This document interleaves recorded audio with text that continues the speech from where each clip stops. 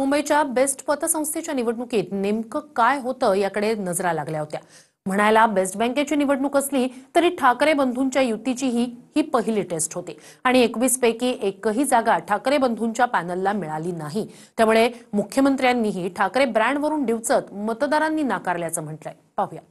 मागे म्हटलं 0+0=0 जिंकल्यावर थोडं हळद्या अळकुंडाने पिवळे होणारे लोक आहेत। दोन ठाकरे बंधू एकत्र आता ब्रँड ठाकरे निवडून येणार आता अशा प्रकारचं त्यांनी त्याचं राजकीयकरण केलं, पण ते काही लोकांना आवडलेलं दिसत नाही।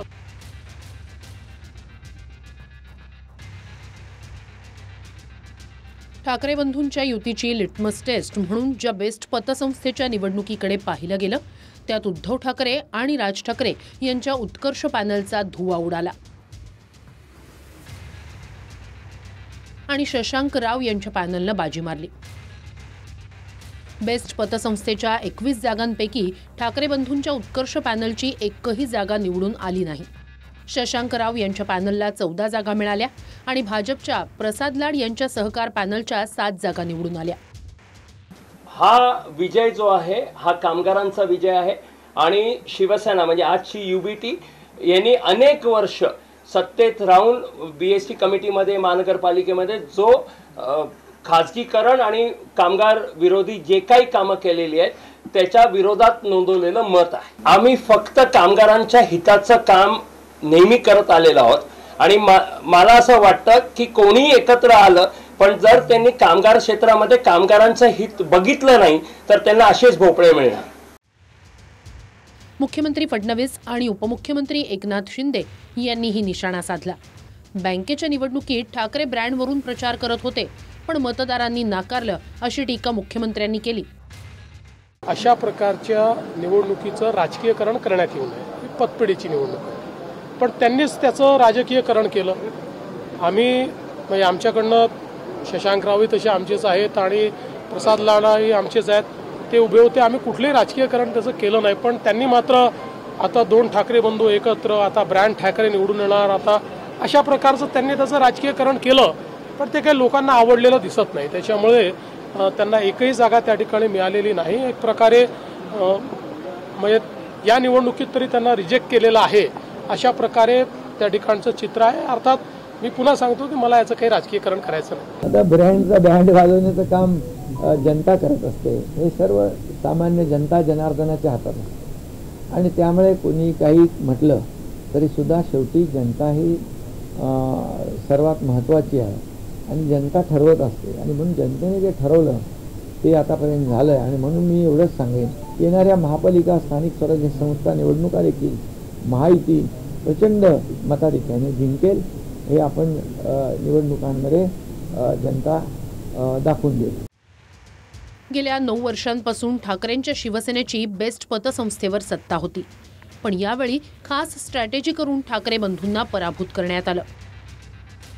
विशेष म्हणजे शशांकराव कामगार नेते असले तरी ते भाजपचेच आहेत। भाजपमध्ये असतानाही त्यांनी वेगळं पॅनल उभं करून बेस्ट पतसंस्थेची निवडणूक लढवली आणि भाजपनेही ठाकरे बंधूंच्या उत्कर्ष पॅनलच्या विरोधात प्रसाद लाड यांच्या माध्यमातून सहकार पॅनलचे उमेदवार दिले। त्यामुळे मतांचं विभाजन होऊन ठाकरे बंधूंच्या पॅनलला फटका बसला आणि भोपळा मिळाला। त्यामुळे शेलारांनी शशांकराव आणि प्रसाद लाड यांना महापालिका निवडणुकीसाठी स्टार प्रचारकही घोषित केलं। मुंबई महानगरपालिका निवडणुकीच्या स्टार प्रचारक म्हणून शशांकराव आणि प्रसाद लाड यांचं नाव मी आज घोषित करतो। या दोघांनीच बीएसटीच्या निवडणुकीत या दोन्ही भावांच्या पक्षांना एका अर्थाने मुंबईकरांचा आशीर्वाद कुठे आहे दाखवलेला आहे आणि त्यामुळे शोलेत जसे होते तसे मुंबई भाजपच्या निवडणुकीत सर्व नेते असतीलच, पण जय वीरू म्हणून शशांकराव आणि प्रसाद लाड यांचं नाव मी घोषित करतो स्टार प्रचारक म्हणून आणि या पक्षांना सांगतो पहिले या दोघांशी निपटा, मग मी आणि देवेंद्रजींचा विचार करा। बेस्ट पतसंस्थेच्या निकालानंतर आता मनसेचे संदीप देशपांडे आणि प्रसाद लाड यांच्यात जुंपले। संदीप देशपांडेंनी भाजपला अर्ध्या हळकुंडानं पिवळे होणारे लोक असं म्हटलंय।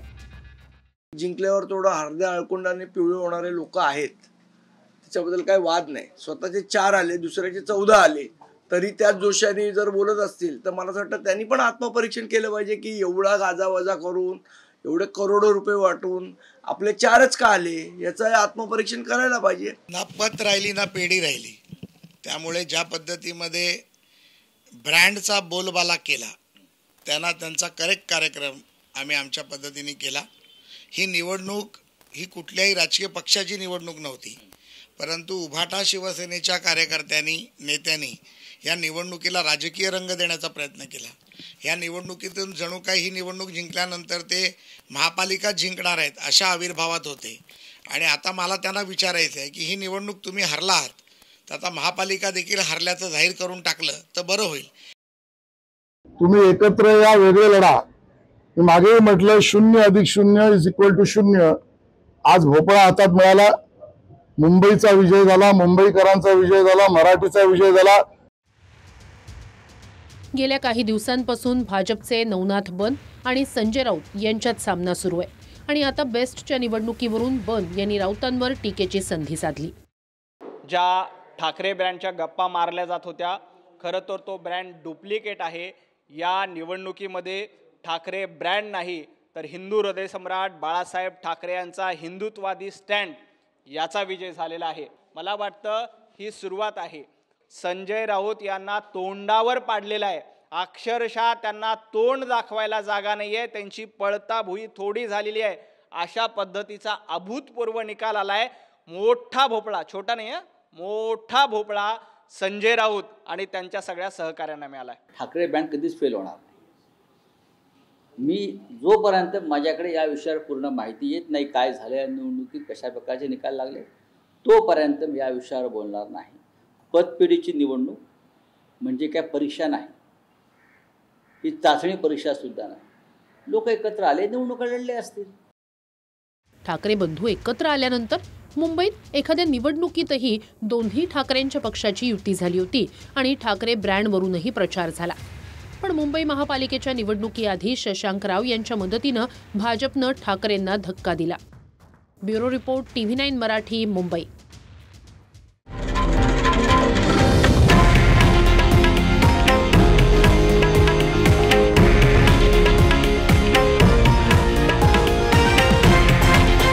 हे आहे देशातील नंबर 1 न्यूज नेटवर्क आणि आपण पाहत आहात TV9 मराठी, एकमेव.